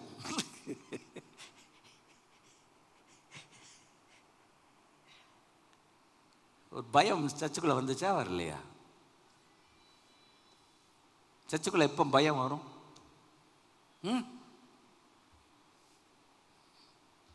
சர்ச்சுக்குள்ள எப்போ சார் பயம் வரும்? படிச்சு பாருங்க. அப்போஸ்தலருடைய கைகளினாலே அநேக அடையாளங்களும் அற்புதங்களும் செய்யப்பட்டது. எல்லாரும் ஒருமனப்பட்டு சாலமோனுடைய மண்டபத்துக்கு வந்தார்கள். 13ஆம் வசனம். மற்றவர்கள் ஒருவரும் அவனோடு கூட சேர துணியவில்லை. ஒரு குரூப்பு பிரச்சனை பண்ணி போயிட்டே தான் இருக்கு போட்டு. ஆனால் அந்த வசனத்தில் பாருங்க, 13ஆம் வசனம். ஆகிலும் ஜனங்கள் அவர்களை மேன்மைப்படுத்தினார்கள். ஒரு பக்கம் பயம் இருந்தா கூட பொது ஜனங்கள் ஆத்தாடி,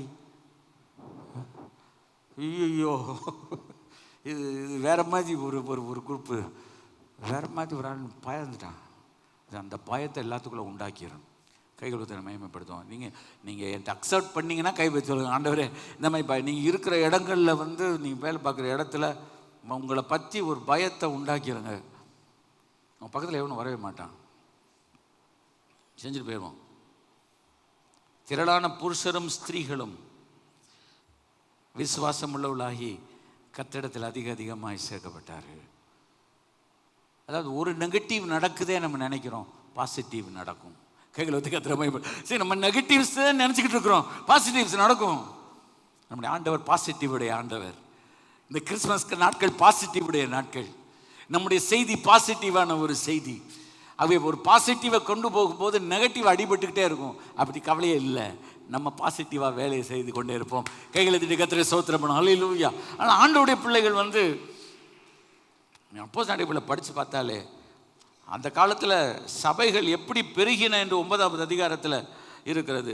யூதேயா, கலிலேயா, சமாரியா நாடுகளில் எங்கும் வெள்ளிக்கிழமை ஜெபம் சபைகள் சமாதானம் பெற்று பக்தி விருத்தி அடைந்து கர்த்தருக்கு பயப்படுகிற பயத்தோடும் பரிசுத்த ஆவியின் ஆறுதலோடும் நடந்து பெருகின. The fear was gripped. அந்த fear grip பண்ணணும். கர்த்தருடைய பரிசுத்த நாமத்துக்கு மகிமை உண்டாவதா. எதுக்கு இன்னைக்கு இந்த செய்தியை நான் சொல்றேன்னா, அசுத்த ஆவியை துரத்தும் ஒரு வல்லமை, பிசாசினுடைய வல்லமைகளுக்கு எதிர்த்து நிற்கிற ஒரு வல்லமை. அந்த தேவனுடைய வல்லமை பெரிய காரியங்களை செய்யும். ஆண்டவரே அந்த வல்லமை எனக்கு தாரும். ஒரே ஒரு வசனத்தை சொல்லி நான் முடிக்கிறேன். நிறைய இருக்கு, எல்லாத்தையும் சொல்ல. மார்க் சுவிசேஷம் 1ஆம் அதிகாரம், இது உங்களுக்கு இன்ட்ரெஸ்டிங்காக இருக்கும், தேடி பிடிச்சோம். 1ஆம் அதிகாரம் 48ஆம் வசனம். இங்கே ஒருத்தரை பற்றி பார்க்குறோம், சுருக்கமாக சொல்கிறேன். நாத்தான்வேல் ஜீசஸ்ட்ட வர்றான். சரி, ஆண்டவரை பார்த்து என்ன சொல்கிறாரு? இதோ கபடற்ற உத்தம இஸ்ரவேலன். சரி, சரித்திரத்துக்குள்ளே போக வேண்டாம். 1ஆம் அதிகாரத்தில் இயேசு சீசர்களை எப்படி செலக்ட் பண்ணார்ன்ற சம்பவம் அப்படியே வருது, அதை படிச்சுட்டே வாங்க. அதில் நாத்தான்வேலை பார்க்குறார், கபடற்ற உத்தம இஸ்ரவேலன்றார். எப்படி ஆண்டவர் தெரியும்?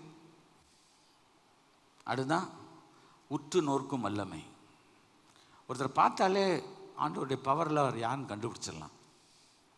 அனுப்பா சொல்கிறார், கபடற்ற உத்தம இஸ்ரவேலன். அவன் சொல்கிறான், அவன் ஷாக் ஆகிட்டான். ஏன்னா ஆண்டவர்கிட்ட வர்றான், பிலிப்பு தான் கூட்டிகிட்டு வர்றான். இந்த மாதிரி நியாயப்பிரமாணத்தில் எழுதியிருக்கு, நாங்கள் அவரை பார்த்துட்டோம். அவங்கெல்லாம் என்ன சொல்கிறாங்க? யோசேப்பின் குமாரனும் நாசரேத்தூரானுமாகிய இயேசுவேன்றாங்க. கூட்டிகிட்டு வந்த பிலிப்பு கூட உலக பிரகாரமாக சொல்கிறான், இயேசு கிறிஸ்துக்கு அப்பா நாசரேத்தூரான், யோசேப்புடைய பிள்ளை. சொல்லக்கூடாது, யோசேப்புடைய பிள்ளை கிடையாது இயேசு. ஊர் வேணால் நாசரேத்து. அவங்க கேட்குற, நாசரேத்துலேருந்து என்ன நன்மை வரும்? வா வந்து பார். நாத்தேவில் வந்தோன்னா அந்த கடவுள் டக்குன்னு சொல்கிறார். சரி, ஆண்டவர்கிட்ட கேளுங்க இந்த வரங்களை. Ask this gift. நீ என்னை எப்படி தெரியும்ன்றான். ஆண்டவர் சொல்கிறார், இல்லை, பிலிப்பு உன்னை கூப்பிட்றதுக்கு முன்னால் உன்னை அத்தி மரத்துக்கு கீழே உன்னை பார்த்துட்டேன்ட்டார். இஸ்ரவேல் ஜனங்கள் 1 ராஜாக்களின் புஸ்தகம் 4ஆம் அதிகாரம் 25ஆம் வசனத்தை வாசித்து பாருங்கள். அதுபோல் மீகா 4ஆம் அதிகாரம் 4ஆம் வசனத்தை வாசித்து பாருங்கள். அந்த நாளிலே இஸ்ரவேல் ஜனங்கள் சமாதானமாக இருக்கிறதற்கு, அமைதியாக வாழ்வதற்கு ஒரு இடத்தை தெரிந்தெடுத்தார்கள் என்றால் அது எந்த இடம் என்றால் அத்தி மரத்திற்கு கீழாக. அவ்வளவு விசேஷமானது அது, அவ்வளவு ஆசீர்வாதமான ஒரு இடம் அது. எனக்கு அன்பான கர்த்தருடைய பிள்ளைகளை, வேதத்தில் வாசிக்கிறோம், சாலமோனுடைய நாளெல்லாம் தான் துவக்கி பெயர்சபா மட்டும் யூதாவும் இஸ்ரவேலும் தங்கள் தங்கள் திராட்சை செடியின் நிழலிலும் தங்கள் தங்கள் அத்தி மரத்தின் நிழலிலும் குடியிருந்தார்கள். இப்போ இஸ்ரவேல் ஜனங்கள் எங்கே உட்கார்ந்துருக்காங்க? திராட்சை செடி. இப்போ நம்ம திராட்சை செடிக்கு உட்கார்ந்துருந்தா மண்டை காஞ்சி போயிடும், திண்டுக்கல் பக்கம் போனீங்கன்னா. பட் இஸ்ரவேலில் இருக்கிறதான திராட்சை செடியினுடைய அந்த ஷேடு, கொடையே பிடிக்காமல் உட்காந்துக்கலாம், ஏசியே போடாமல் உட்காந்துக்கலாம். அத்தி மரத்தின் நிழலிலும் சுகமாக இருக்கிறாங்க. நம்ம இவ்வளோ வெயிலில் இருந்துட்டு ஏசி ரூமுக்குள்ளே போனோன்னு எப்படி அப்பாடா ஏசி. கொடைக்கானல் மலையில் ஏறணுன்னு கடவுள் ஓசியில் ஏசி கொடுத்துருக்க, அவ்வளோ நல்லா இருக்குது. போன உடனே அந்த கிளைமேட் மாறின உடனே நமக்கு சுகமாக இருக்குது. அப்படி இருந்திருக்காங்க. இஸ்ரவேல் மக்கள் எல்லாம் உட்கார்ந்துருக்கிறாங்க. இவன் கரெக்டாக சொல்கிறார், உன்னை அத்தி மரத்தின் கீழே இருக்கும்போது உன்னை பார்த்தேன். அப்படி அர்த்தத்தை கவனிக்கிறீங்களா? 1000 பேர் இருந்தாலும் 2000 பேர் அவங்க உட்கார்ந்துருந்தாலும் நாத்தான் வேலை கரெக்டாக சொல்கிறாரு, கபடட்ட உத்தம இஸ்ரவேல். எத்தனை பேர் அத்தி மரத்து கீழே இருந்தால் கூட உன் அத்தி மரத்து கீழே பார்த்தேன். ஏன் தெரியுமா?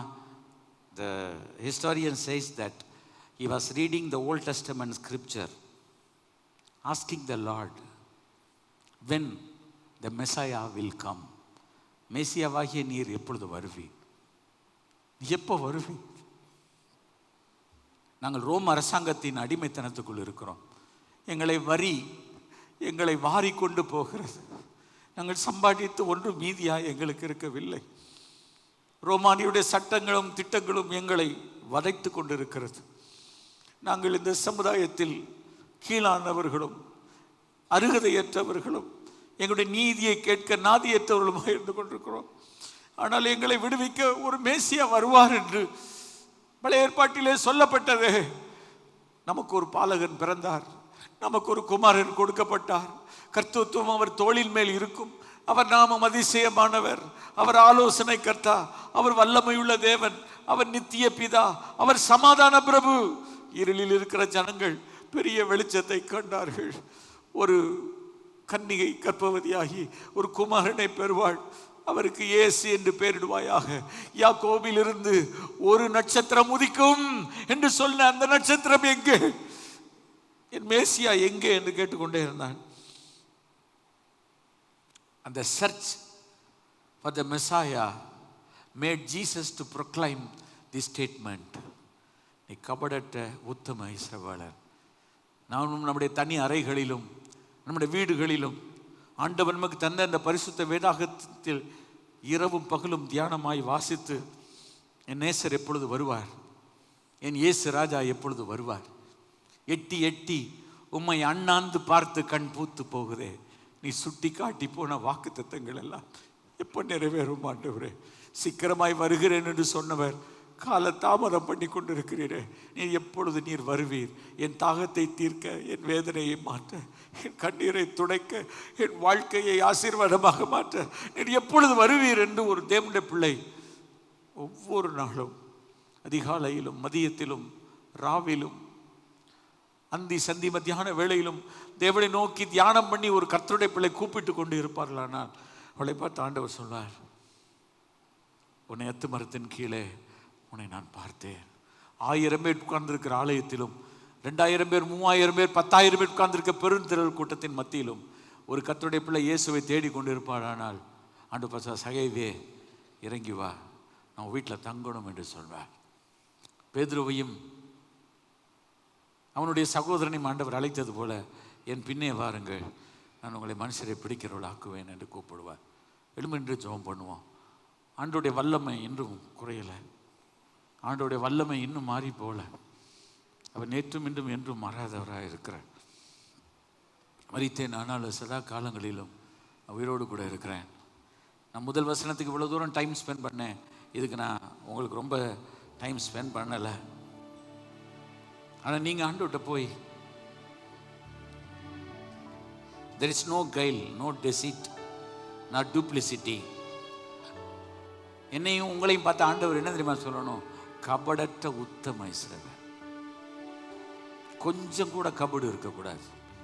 எவனுடைய மீறுதல் மன்னிக்கப்பட்டதோ, எவனுடைய பாவம் மூடப்பட்டதோ அவன் பாக்கியவான். எவனுடைய அக்கிரமத்தை கர்த்தர் எண்ணாது இருக்கிறாரோ, எவனுடைய ஆவியில் கபடம் இல்லாது இருக்கிறதோ, இந்த கபடு செய்கிறவன் என் வீட்டுக்குள்ள அவன் நிலைத்திருக்கவே முடியாது. அக்கிரமக்காரர் சீக்கிரம் அகன்று போவார்கள், ஆனால் நீதிமான்களோ இன்னும் தலைப்பார்கள். ஆண்டவரே, என்னை ஒரு நீதிமானாக மாற்றும் ஆண்டவரே, என்னை ஒரு பரிசுத்தவானாக மாற்றும் ஆண்டவரே. பரிசுத்தமான தெய்வம் என்னை தேடி வந்து என்னை தேடி வந்து பரலோகத்தை துறந்து விண்ணுலகம் துறந்து மண்ணுலகம் வந்த பாலகனே, கைகளை உயர்த்தியோ கைகளை கூப்பியோ விண்ணுலகத்தெல்லாம் திறந்துட்டு மண்ணுலகம் வந்தவரு, மண்ணான என்னையும் விண்ணான இடத்துக்கு கொண்டு போவதற்கு இறங்கி வந்தவரே. Jesus Jesus Jesus Jesus. மண்ணோரை மீட்க வந்த ராஜாவே, விண்ணின்று மீண்டும் வாருமே. மண்ணோராம் எம்மை விண்ணோடு சேர்க்க விண்தூதரோடு வாருமே. மண்ணோராம் எம்மை விண்ணோடு சேர்க்க விண்தூதரோடு வாருமே. மண்ணோராம் ராஜாவே, விண்ணின்று மீண்டும் வாருமே. மண்ணோராம் எம்மை விண்ணோடு சேர்க்க விண்தூதரோடு வாருமே. சொல்லுவோம். மண்ணோராம் எம்மை விண்ணோடு சேர்க்க விண்தூதரோடு வாருமே. இந்த கடைசி வரி எல்லாரும் சேர்ந்து சொல்லுவோம். மண்ணோராம் எம்மை விண்ணோடு சேர்க்க விண்தூதரோடு வா. மண்ணோராம் எம்மை விண்ணோடு சேர்க்க விண்தூதரோடு வா.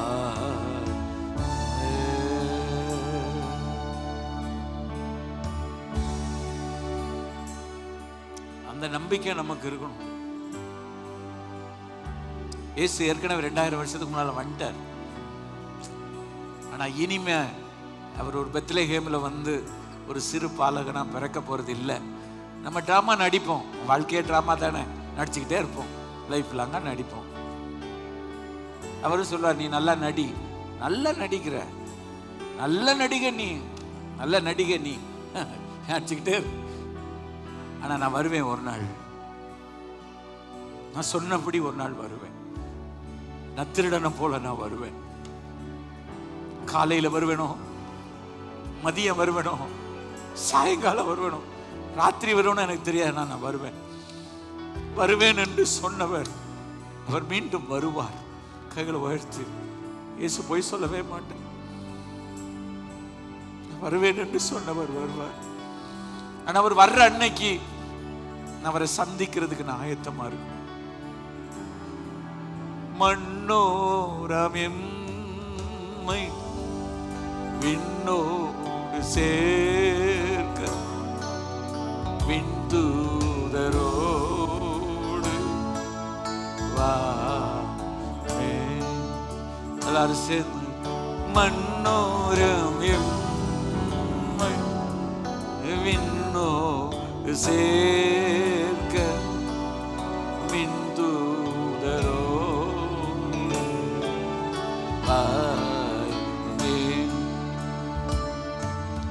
பின்பற்றுவோர்க்கு பிதாவின் வீட்டில் இன்பத்தோடு வாழ்வதற்கு வாசஸ்தலங்கள் உண்டென்று சொல். சென்ற என் தேவா வாருமே.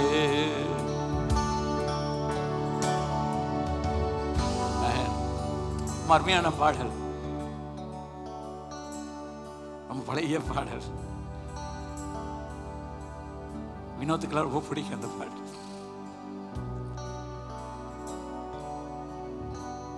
மன்னோராம் எம்மை விண்ணோடு சேர்க்க. ஆண்டவர் வரும்போது தனியா வரமாட்டார், கோடா கோடி தூதர்களோடு கூட வருவார். கோடான கோடி தூதர்களோடு கூட மேகத்தின் மேல. பெரிய எக்ஸ்பீரியன்ஸ் சார், பார்க்கறதுக்கு நம்ம கொடுத்து வைக்கணும். கொடா கோடி தூதர்களோடு கூட வருவார். நம்ம நினைக்கிறோம் இன்னைக்கு இருக்கிற இந்த உலகத்திலுடைய கஷ்டங்கள் பாடுகள் எல்லாம் மறைச்சு போகும். பின்பற்றுவோருக்கு பிதாவின் வீட்டில் வாசஸ்தலங்கள் உண்டென்று சொல்லி, உனக்கு நான் ஒரு வீடு கட்டுறேன், உனக்கு நான் ஒரு வீடு கட்டுறேன்னு சொல்லிட்டு போயிருக்காரு. வருவார்.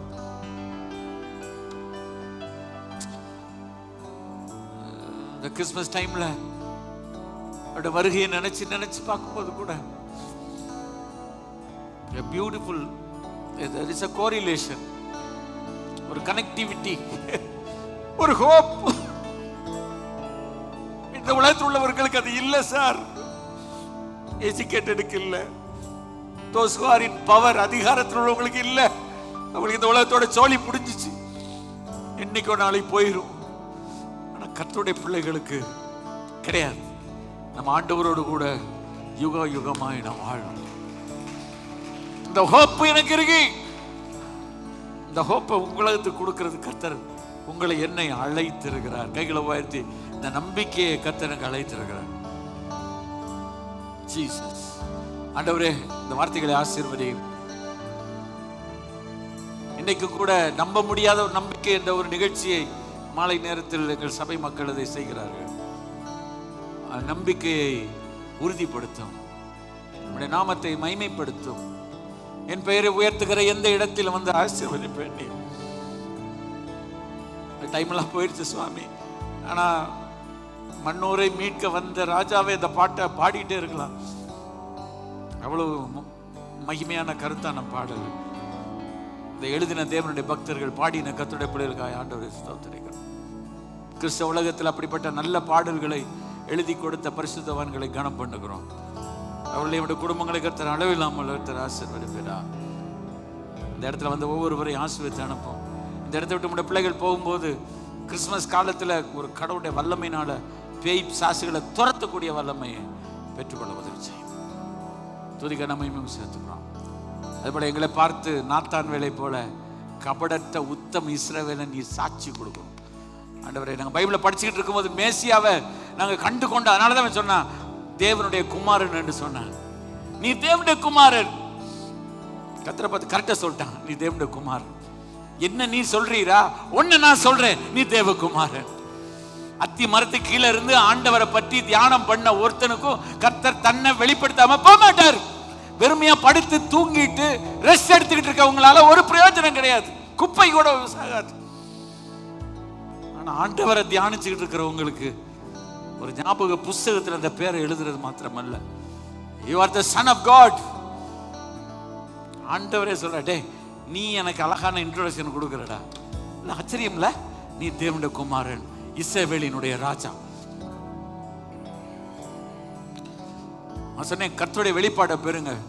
அதை தவிர மற்ற எந்த காரியங்களில நம்முடைய நேரங்கள், நம்முடைய வாழ்நாள் எல்லாம் வீணாகிறது. ஏசாமிக்கு கொஞ்சம் கூட பிடிக்கலன்னு நான் சொல்றேன், தைரியமா சொல்றேன். ஏசாமி இதை அப்ரூவே பண்ணல, ஏசு அதை ஏற்றுக்கொள்ளவே மாட்டாரு. நீ உட்கார்ந்து கர்த்தர்ட்ட கேளு, கர்த்தரோட கூட கட்டமா பேசுவாரு.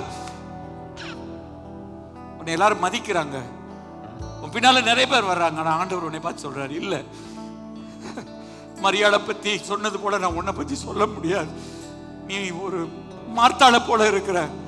ஆனா மரியாள் தான் என் பாதத்தில் உட்கார்ந்து தன்னை விட்டு எடுபடாத ஒரு நல்ல பங்கை தெரிந்து கொண்டாள் என்று நான் சொன்னேனே, அந்த மரியாளாக நீ இரு. எனக்கு உன் சோறு வேண்டாம், நீ எனக்கு செய்யற எந்த விதமான சவரட்சணைகள் வேண்டாம், பாதம் ஒன்றே வேண்டும் என்று என் பாதத்தில் காத்து கிடக்கிற ஒரு மகனாக மகளாக நீ மாறுவாயா? உன்னை ஒப்பு கொடு. 2024 முடியுது.